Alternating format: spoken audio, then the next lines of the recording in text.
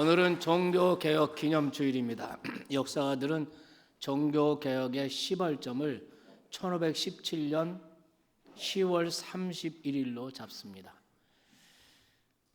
그러니까 오늘은 종교개혁을 일으킨 지 502년 되는 기념주일입니다. 종교개혁을 통해서 개신교회가 탄생하게 된 거죠. 개신교회는 바로 종교개혁 이후에 개혁교회들이 이룩하게 된 것입니다. 세계 기독교는 크게 세 종류로 나누어지죠. 가톨릭교회, 정교회, 개신교회입니다. 사도행전 2장에 성령이 마가의 다락방에 강림하심으로 이치상의 그리스도의 교회, 기독교가 세워지죠. 그리고 1000년 동안 하나의 교회였습니다. 1054년에 동방교회와 서방교회, 서방교회와 동방교회로 교회가 분열됩니다. 서방교회는 로마 가톨릭 교회이고, 그리고 동방교회는 정교회입니다. 바를 정자를 쓰죠. 자기들이 정통이다 그래서 정교회. 정교회 안에는 그리스 정교회가 가장 크고 많고, 또 러시아 정교회, 이런 11개의 정교회가 있습니다. 그리고 그 이후에 교회가 아주 많이 세속화되고 타락하게 되었죠. 세상의 권력과 정치 권력과 야합하면서, 또 금력과 야합하면서 교회가 타락하게 됐습니다. 그리고 1517년 마틴 루터에 의해서 종교 개혁이 시작되었고, 그 개혁된 교회들, 그 개혁 교회들이 개신교회를 이루었어요. 그래서 1054년에 교회가 분열되고 1517년에 또 개신교가 분리되고, 이래서 지금 현존하는 세계 기독교는 가톨릭교회, 정교회, 개신교회, 프로테스탄트 정교회, 개신교회, 이렇게 세 개가 되어 있습니다. 1517년 10월 31일, 그 이전에도 가톨릭교회에 대해서 비판하고 개혁운동을 일으킨 사람들이 있었습니다. 그런데 역사가들이 1517년 그날을 시발 종교개혁의 시발점으로 삼은 이유가 있습니다. 1517년 10월 31일, 과연 지금부터 502년 전에 어떤 일이 있었을까요? 당시에 가톨릭 교회의 그 신학, 비텐베르그 신학교에서, 대학에서 신학을 가르치던 신학 교수였고, 가톨릭 교회의 신부, 사제였고, 수도사였고, 이런 그 마르틴 루터가 자기가 봉직하고 있는 비텐베르그 대학의 그 정문에다가 95개 조항의 그 대자보를 써서 내다 붙입니다. 그리고 가톨릭 교회를 비판하기 시작하고 개혁을 촉구하기 시작했습니다. 여러분이 역사를 통해서 다 아시는 바와 같이 지금 이것이 비텐베르그 대학의 그 성당의 정문입니다.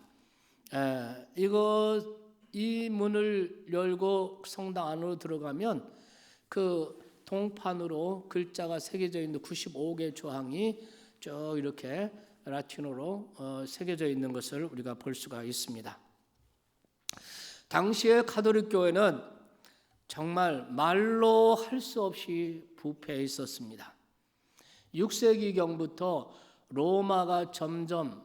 로마 제국이 와해가 시작이 됩니다.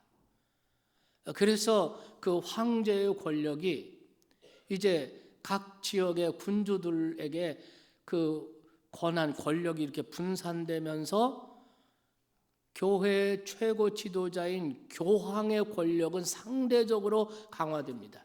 그 당시 로마 교황, 가톨릭의 그 교회 교황의 그 권력은 정말 세상에 어떤 군주도 넘볼 수 없는 아주 거대한 권력을 가지게 됩니다. 역사에서 분명한 하나의 진실이 있습니다. 교회가 권력과 금력을 가지게 되면 반드시 타락한다는 것입니다. 세상 권력과 금력을 가지게 된 교회, 그리고 교회의 사제들은 평신도들의 눈을 가려놓고 성경에도 없는 교리를 만들어내고 관행을 만들어놓고 이랬습니다.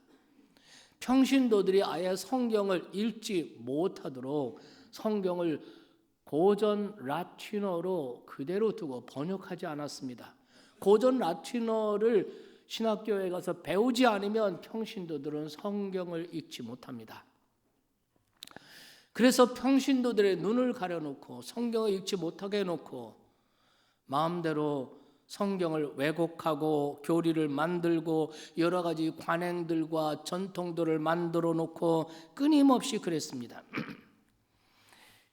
면죄부라고 말씀 들어보셨죠? 면죄부는 중세 가톨릭 교회 타락상을 그대로 보여주는 대표적인 것이라고 할 수가 있습니다. 당시 교황청에서 율리오 2세가 교황이었는데 당시에 그 교황청에서는 성 베드로 성당을 대대적으로 세계 최대의 성당으로 다시 건축하려는 프로젝트를 세웠습니다. 본래 사도 베드로는 로마에서 복음을 전하고 로마 네로 황제 때 거꾸로 십자가에 달려서 순교를 했고 그 로마에 묻혀 있었습니다.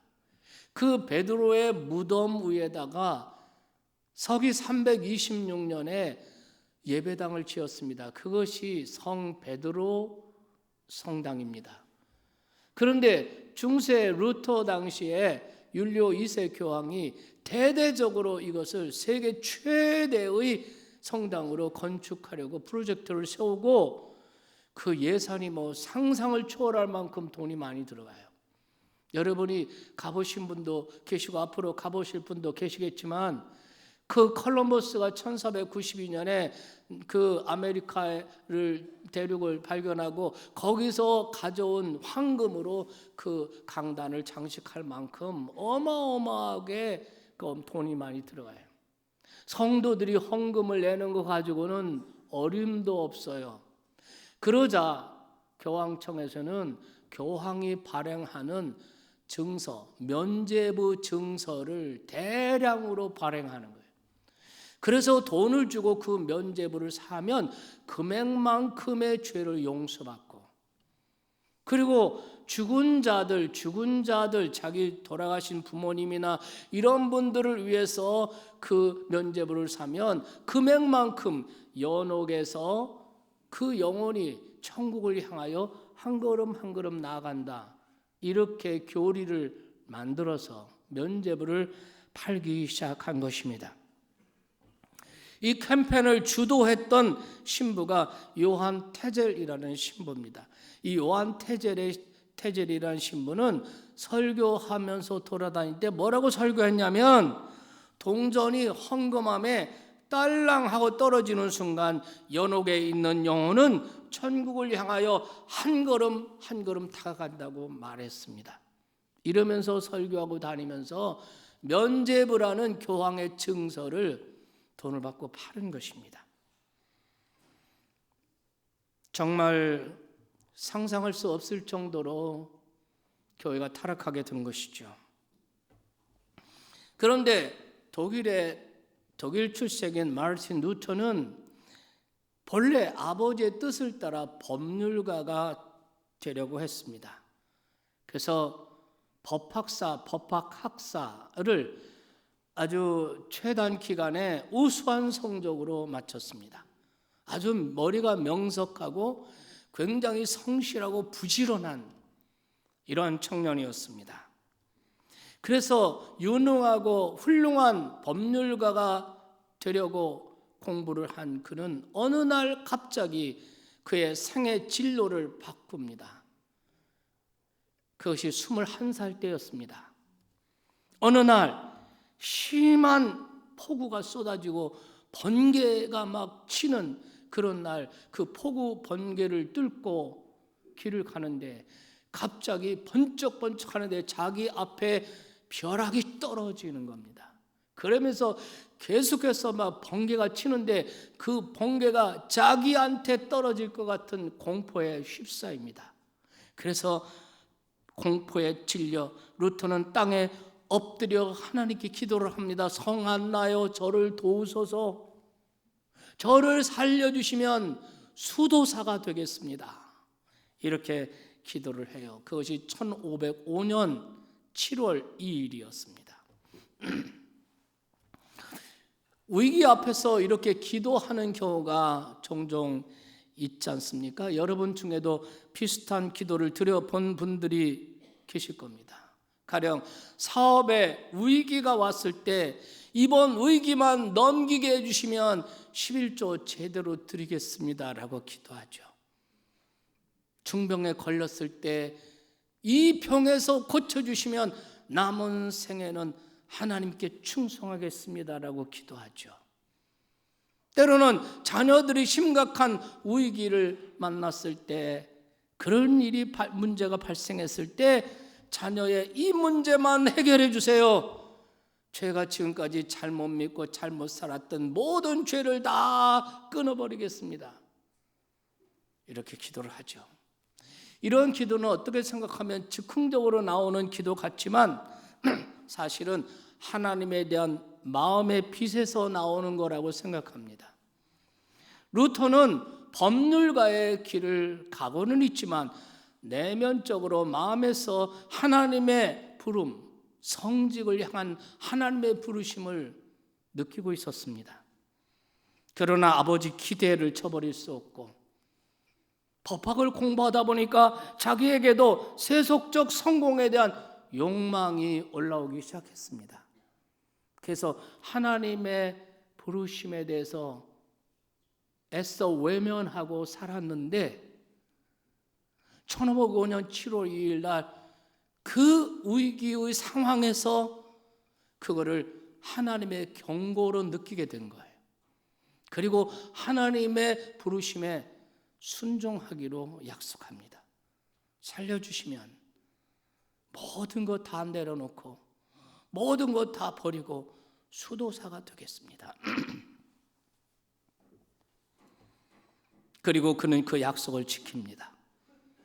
위기 앞에서 이렇게 약속해 놓고는 위기가 지나가면 금세 약속을 잊어버리는 것이 보통인데 루터는 그 약속을 그대로 지켰습니다. 하나님의 부르심에 순종한 것이죠. 그리고 그 순종이 유럽의 근대 문명을 바꿔놓고 세계 인류 역사의 흐름을 바꿔놓는 위대한 결단이 된 것입니다. 사랑하신 여러분, 이 대목에서 잠시 우리 자신을 돌아봤으면 좋겠습니다. 혹시 여러분에게는 위기의 순간에 하나님께 기도하고 이행하지 않고 있는 약속은 없습니까?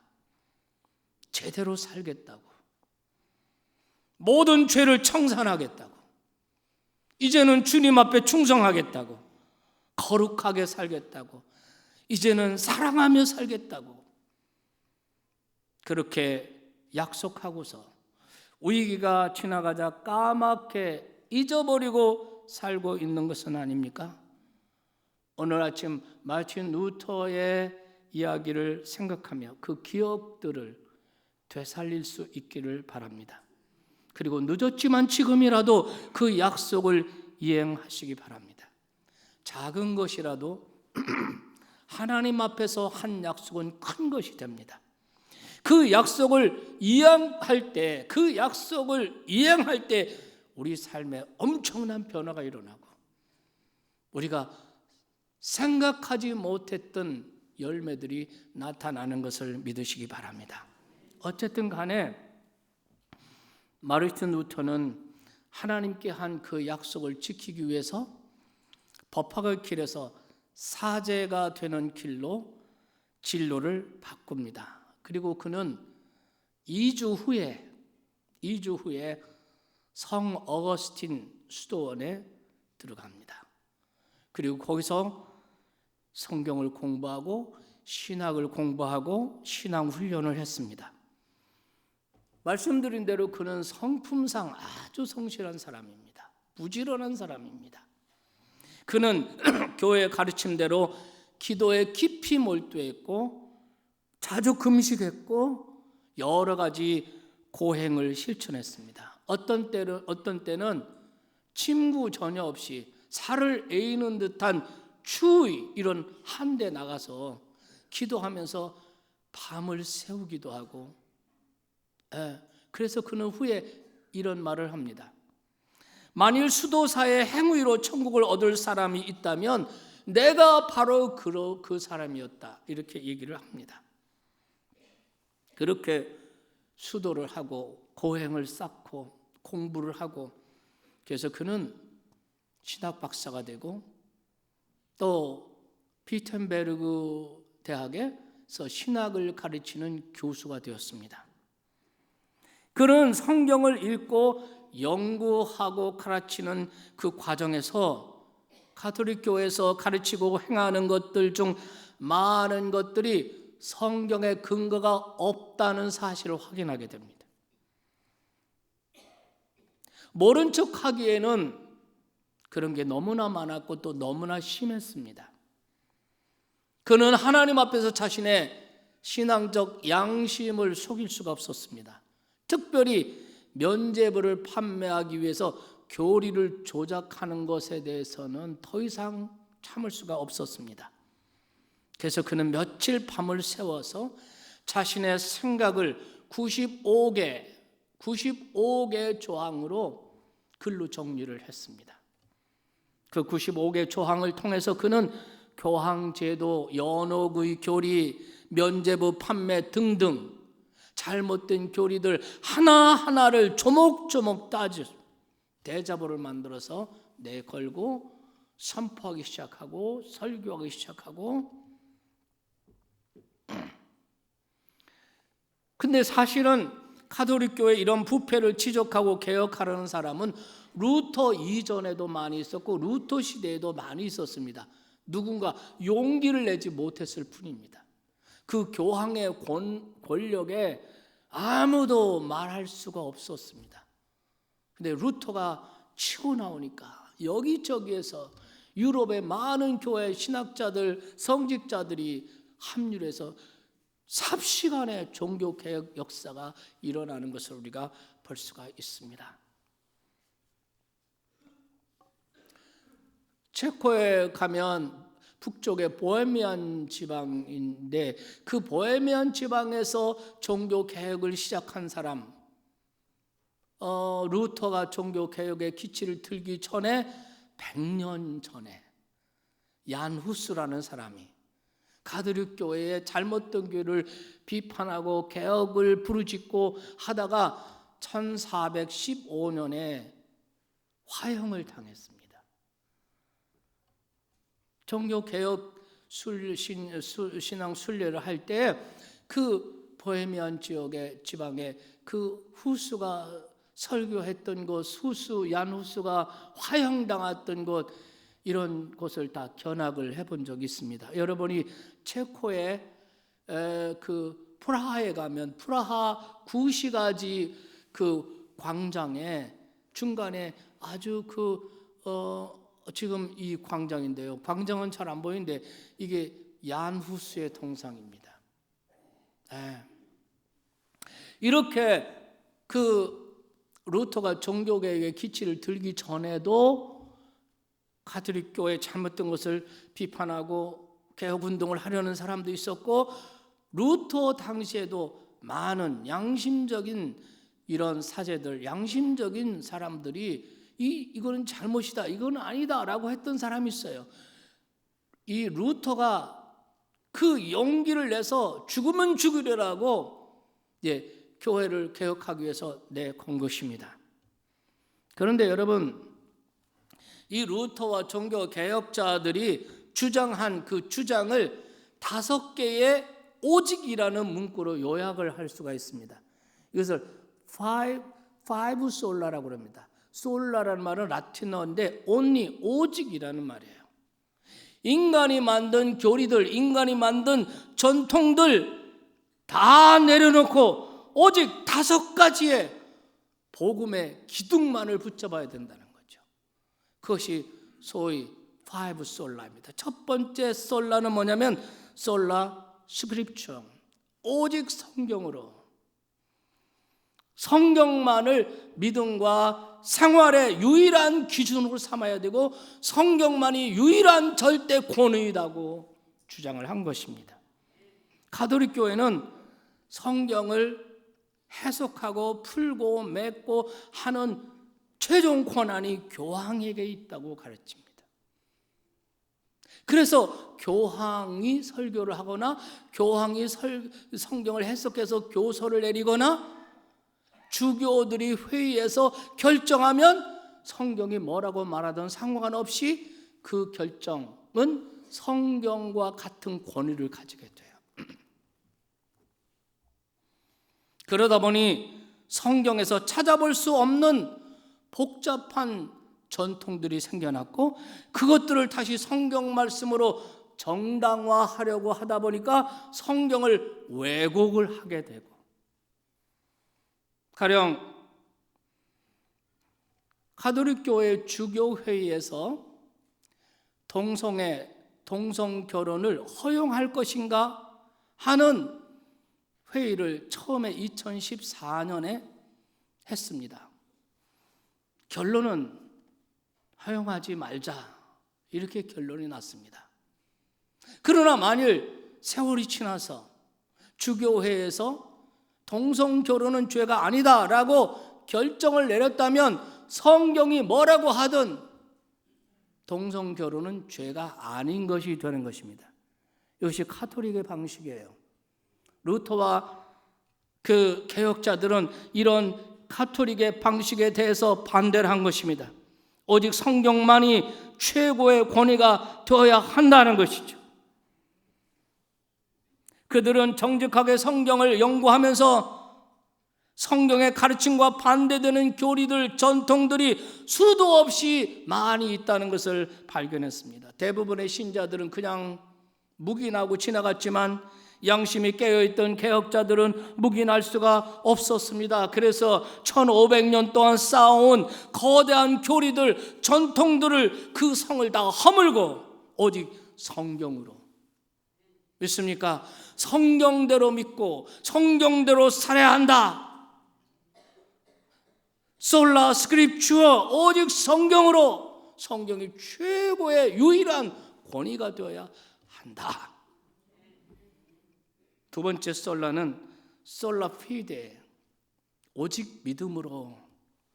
가톨릭 교회는 믿음만이 아니라 여러 가지 선행과 고행을 통해서 구원을 받는다고 가르쳤습니다. 하지만 루터와 개혁자들은 성경을 연구하면서 인간의 구원은 오직 예수 그리스도를 믿는 믿음으로만 받는 것이다. 선행이라는 것은 믿음으로 말미암아 구원받으면 저절로 선행은 따라오는 것이다. 이렇게 주장했습니다. 로마에 가보면 라테란 성당이 있습니다. 사람들은 이 성당을 성 요한 성당이라고 그러죠. 성 베드로 성당보다 더 아주 권위가 있는 성당입니다.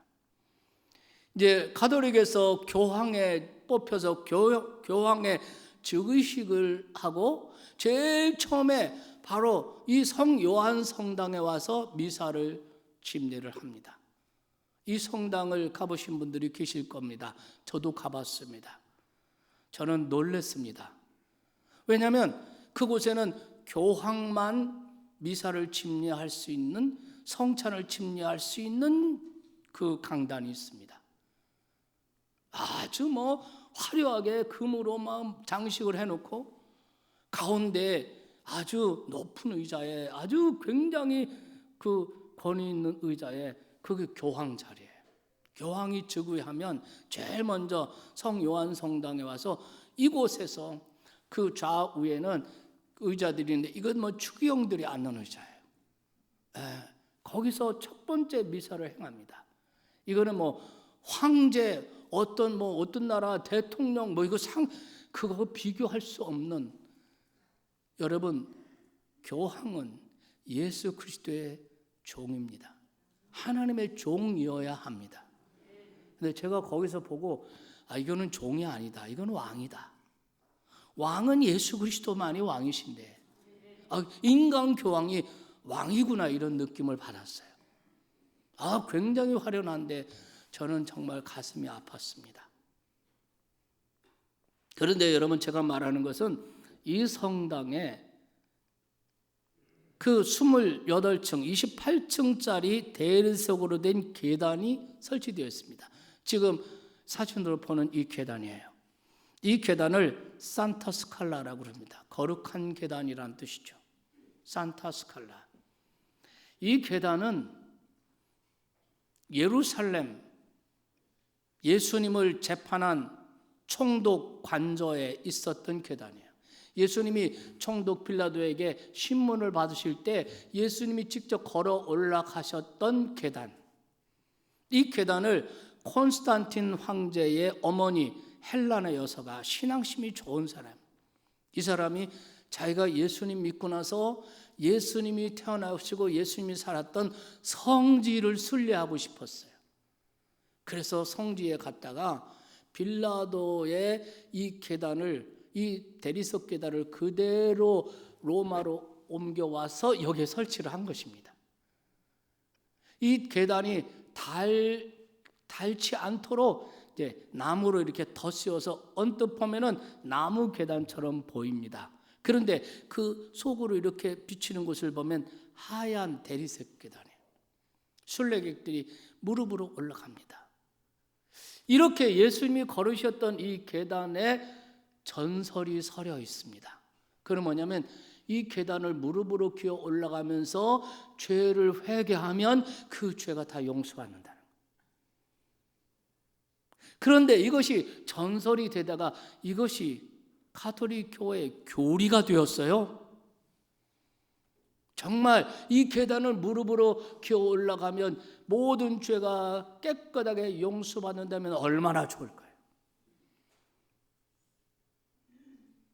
마르틴 루터는 많은 수행을 하고 많은 고행을 하고 많은 기도를 하고 수없이 금식을 하고 그랬지만 죄 문제에 대해서 자유함을 못했어요. 죄 사함의 확신이 없었어요. 그래서 그는 고민하다가 그 교리에 따라서 먼 길을 찾아서 독일에서 그 로마로 옵니다. 그리고 이 산타 스칼라 이 계단을 큰 기대를 가지고 무릎으로 기어오르기 시작해요. 그리고 마지막 계단 두세 계단 남겨놓았을 때 그때 하늘로부터 자기 머리 위에 내려 꽂히는 섬광과 같은 하나님의 음성을 마음으로 들어요. 오직 나의 의인은 믿음으로 말미암아 살 것이다. 로마서 1장 17절 말씀입니다. 그는 그 음성을 듣고 마지막 세 계단을 남겨놓고 벌떡 일어납니다. 그리고 계단을 걸어 내려옵니다. 계단을 걸어 내려오면서 루터의 마음에는 죄인이 죄 사함 받고 하나님의 자녀로 거듭나는 것은 전적으로 예수 그리스도의 십자가의 은혜를 받아들이고 믿음으로서만 되는 것이라는 확신으로 가득 찼습니다. 그게 솔라 피데, 오직 믿음으로. 믿습니까? 세 번째 솔라는 솔라 크리스토스, 오직 그리스도입니다. 인간이 구원받는 일에는 예수 그리스도 한 분으로 충분하다는 거예요. 다른 어떤 것을 덧붙일 이유가 없다는 것입니다. 하나님께서는 예수 그리스도의 십자가를 통해서 인간이, 죄인이 구원받는 구원의 길을 활짝 열어놓으셨다는 거예요. 예수님께서 십자가에서 운명하시는 그 순간 예루살렘 성전 그 휘장이 위에서부터 아래로 쫙 찢어지는 기적이 일어나지 않았습니까? 오산에 가면 구약시대 성막 모형이 있어요. 우리 여러분 많이 가보신 분 계실 거예요. 거기 가면은 지성소와 성소를 구분하는 휘장이 있는데요. 우리는 처음에 휘장 그러면 무슨 천으로 가려놓은 곳 이렇게 생각을 하죠. 이 천이 장난이 아닙니다. 얼마나 두껍고 얼마나 무거운지. 저는 처음에 그걸 손 댔다 깜짝 놀랐어요. 얼마나 뻣뻣하고 두껍고 말이죠. 절대로 찢어지지 않아요.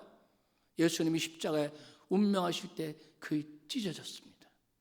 이제 예수 그리스도의 십자가를 통해서 우리가 은혜의 보좌 앞에, 하나님의 보좌 앞에 담대히 나갈 수 있게 되었다는 거죠.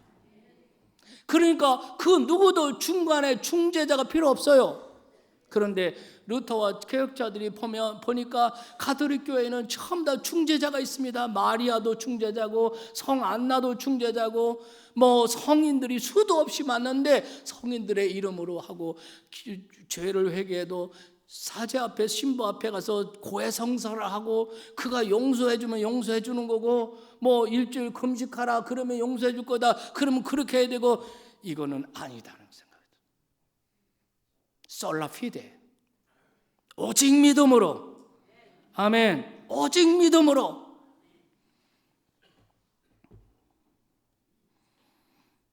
그리고 예수 그리스도로 예수님 한 분만으로 완전한 그래서 히브리서 4장 14절 16절에 보면 그러므로 우리에게 큰 대제사장이 계시니 이분은 곧 하나님의 아들 예수시라 우리가 믿는 도리를 굳게 잡을지어다 그러므로 우리는 긍휼하심을 얻고 때를 따라 돕는 은혜를 얻기 위하여 은혜의 보좌 앞에 담대히 나갈 것이니라. 여기서 사도는 담대하게 나가라고 격려합니다. 왜냐하면 담대하게 나가지 못하고 주저하는 사람들이 있었다는 뜻이죠. 그 사람들 중에 유태인으로서 기독교인이 된 사람, 유태인 그리스도인들 그들은 예수님 믿기 전에는 제사장을 통해서만 하나님께 나갈 수 있었습니다.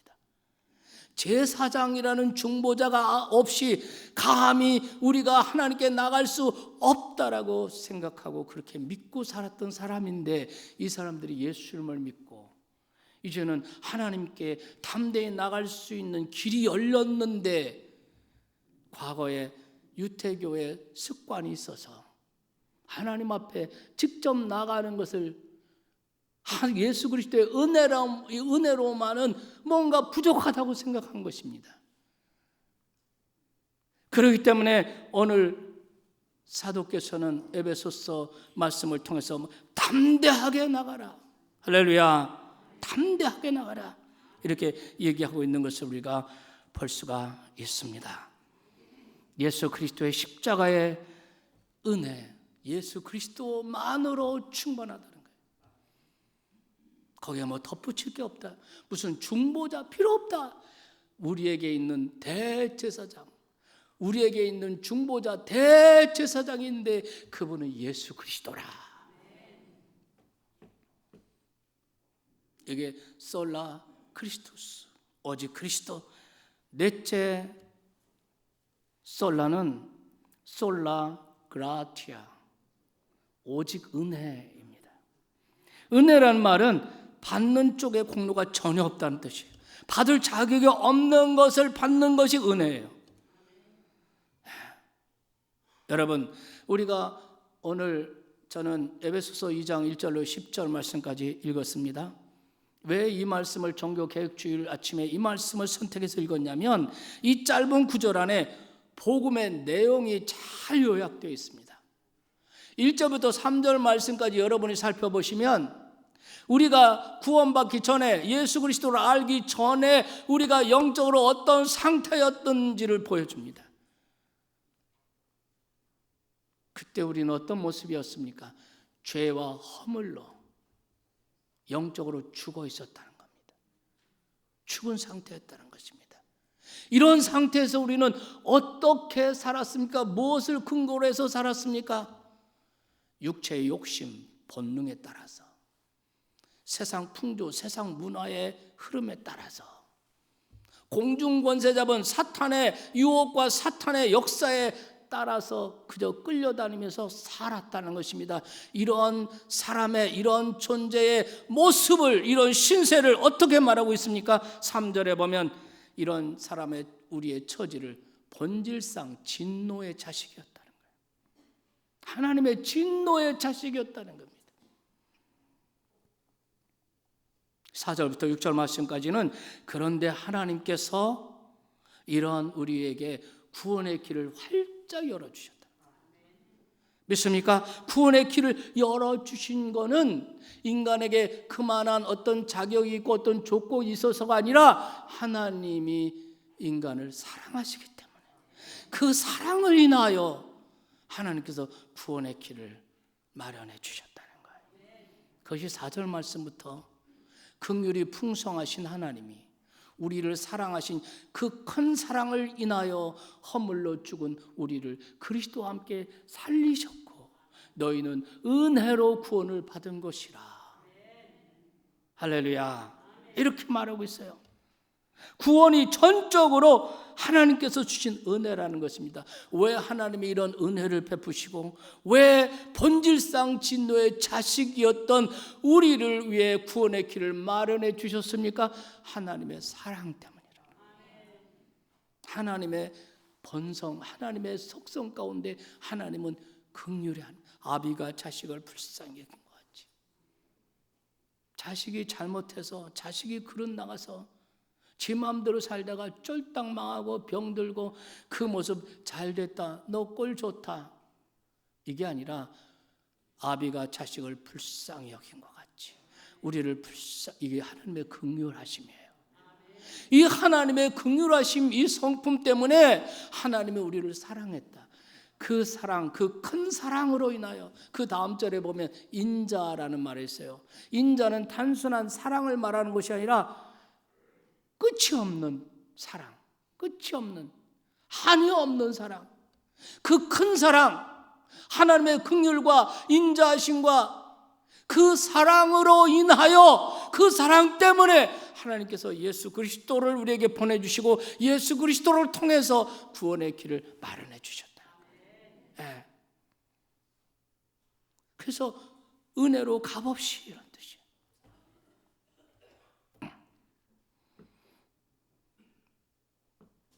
모든 것이 은혜입니다. 가톨릭 교회에서 가르치듯이 그 은혜를 얻기 위해서 우리가 무슨 선행을 쌓거나 공로를 쌓아야 하는 것이 아니라 전적인 은혜, 예수 그리스도의 은혜 때문에. 네, 솔라 그라티아, 오직 은혜로. 마지막 5번째 솔라는 솔리데오 글로리아. 솔리데오, 데오는 데오스, 그러면 하나님이십니다. 오직 하나님께 영광. 믿습니까? 우리가 죄 사함 받은 거, 우리가 구원 받은 거, 우리가 영생 얻은 거, 우리가 예수 그리스도와 함께 다시 살리심을 받은 거, 하나님과 예수 그리스도와 함께 하늘에 안침 받은 거, 이 모든 것이 하나님께로부터 온 것이며 따라서 하나님만 영광을 받으셔야 된다. 그 누구도 그 영광을 중간에 가로챌 수가 없다는 거예요. 가로채서는 안 된다는 겁니다. 그런데 루터와 개혁자들의 눈으로 볼 때 당시 가톨릭 교회의 교황이 그 하나님의 영광을 가로채고 있었던 것입니다. 그래서 교황 제도를 비판한 거예요. 교황의 무오론을 비판한 것입니다. 오직 하나님만 영광을 받으셔야 되고 하나님만 높여야 되고 교황이든 사제든 평신도든 어떤 인간이든 하나님 앞에서 다 머리를 숙여야 되고 그분만을 예배하고 그분만을 경배해야 한다. 솔리데오 글로리아, 오직 하나님께 영광. 여러분, 저는 오늘 설교를 마무리하면서 이 1절부터 10절 말씀까지의 마지막 3절, 이 세 절은 8절, 9절, 10절은 예수를 믿는 사람이면 평생도록 우리 마음에 새겨놓아야 할 말씀이라고 생각해요. 이 말씀은 루터나 종교 개혁자들이 목숨을 걸고 지키려고 했던 복음의 진수, 복음의 내용이 여기에 들어 있습니다. 자, 8절 말씀을 한번 보시겠습니까? 우리 8절을 다 같이 한번 큰 소리로 읽겠습니다. 시작. 너희는 그 은혜에 은하여 믿음으로 말미암아 구원을 받았으니 이것은 너에게서 난 것이 아니라 하나님의 선물이라. 할렐루야. 네, 하나님의 선물이라는 거예요. 우리는 끊임없이 내가 무엇을 행해야, 내가 선을 행하고 뭔가 고행을 하고 뭔가 공로를 쌓아야 끊임없이 이런 생각에 시달려요. 만일 우리가 공로를 쌓고 선을 행하고 율법을 지켜서 구원 얻을 사람이 인류 역사상 단 한 사람만 있어도 하나님은 독생자를 이 세상에 보낼 이유가 없어. 하나님은 자기의 아들을 십자가에 내주실 이유가 없어. 왜? 그 사람이 그렇게 구원받았으니까 너도 그렇게 노력하면 구원받아, 이렇게 했을 거 아닙니까? 육체, 행위로 구원받을 육체가 없어요. 너희는 그 은혜로 인하여 믿음으로 말미암아 구원을 받았으니 이것은 너의 선행과 공로로 만들어진 것이 아니고 하나님이 그냥 공짜로 주신 선물이다, 이런 것입니다. 여러분, 그 선물을 감사함으로 받는 것, 그것이 바로 믿음이라는 거죠. 하나님, 나는 이런 자격 받을 자격이 없어요 라고 사용한다면 그거는 겸손이 아니라 불신앙인 거죠. 하나님, 나는 행한 것이 아무것도 없는데 어떻게 예수님으로 인해서, 예수 때문에 내가 구원을 받아요? 아니, 나는 그건 못하겠습니다. 양심상. 이 사람이 양심이 아니고 의가 아니고 이거는 불의예요, 불순종인 것입니다. 믿음으로 십자가의 은혜, 예수 그리스도의 은혜를 믿음으로 받아들이면, 하나님의 은혜를 믿음으로 받아들이면 그 은혜가 나를 변화시켜요. 가톨릭에서는 이렇게 가르치죠. 그 은혜를 받기 위해서 우리가 많은 선행을 하고 공로를 쌓아야 된다라고 가르칩니다. 그런데 성경은 그것이 아니라 믿음으로 은혜를 받아들이면 그 은혜가 나를 변화시켜요. 이것이 하나님의 계획입니다. 이것이 하나님께서 창세 전부터 세우신 구원 계획이었어요. 우리가 예수님의 십자가의 은혜를 믿음으로 우리가 죄 사함 받고 영생 얻고 천국 가는 거, 이것만 끝나는 것이 아니라 우리의 삶이 변화돼, 우리의 인격이 변화되고 우리의 삶이 변화되고. 믿습니까? 그것을 여러분 10절에서 이렇게 말하고 있습니다. 10절 한번 다시 보겠어요. 10절을 다 같이 보겠습니다. 그리스도 예수 안에서 아니죠. 우리는, 여기서부터 시작. 우리는 그가 만드신 바라 그리스도 예수 안에서 선한 일을 위하여 지으심을 받은 자니 이 일은 하나님이 전에 예비하사, 이 일, 우리로 하여금 선한 일을 행하게 하나님이 전에, 오래 전부터, 본래부터 하나님이 인간을 구원 계획하실 때 그 계획 속에 우리로 하여금 선한 일을 행하면서 살도록 계획하셨다는 거예요. 네.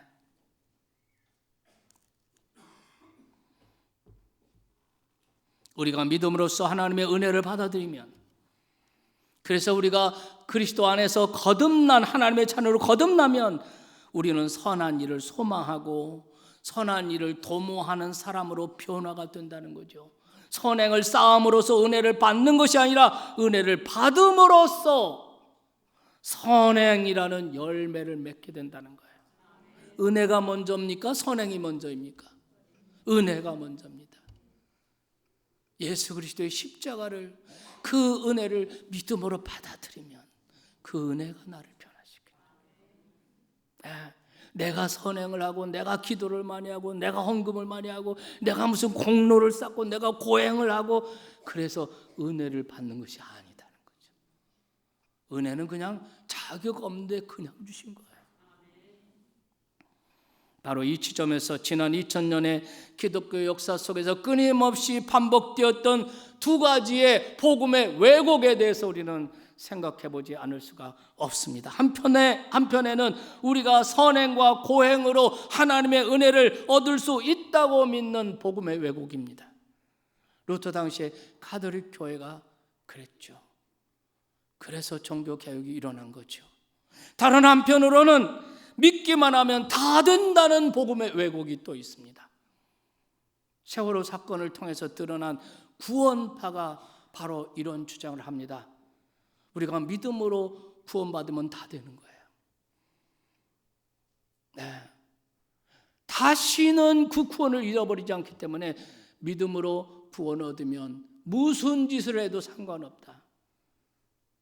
이런 복음의 왜곡 때문에 예수 그리스도의 십자가의 복음을 믿고 믿음으로 영생 얻고 구원받은 사람인데 아직도 가치관이 변화되지 않고 생활 모습이 바뀌지 않고 삶이 바뀌지 않는 거예요. 그리고 항상 이원론적으로 생각해요. 믿음과 행함이 달라요. 믿음과 행함은 동전의 양면과 같이 붙은 거예요. 진짜 믿음에는 행함이 따라오는 것입니다. 믿으시면 아멘 합시다. 예, 믿음인데 믿음이라고 말하는데 행함이 없다, 행함이 따라온다. 그거는 야고보 사도는 뭐라고 그랬습니까? 그 믿음은 믿음 자체가 가짜다, 가짜 믿음이다. 그 믿음은 죽은 믿음, 가짜 믿음이라는 것입니다.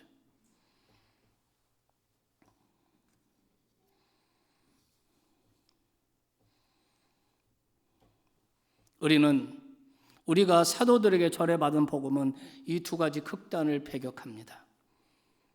하나님께서 예수 그리스도를 통해 구원의 길을 마련하실 때 구원의 은혜를 받은 사람이 영적으로 거듭나서 하나님의 자녀가 되고 영생을 얻을 뿐만 아니라 그 은혜가 그 사람을 변화시켜서 선행을 하는 사람으로, 사랑의 사람으로, 정직한 사람으로 바꾼다는 것입니다. 여기까지가 하나님의 계획이에요. 믿으시면 아멘 합시다.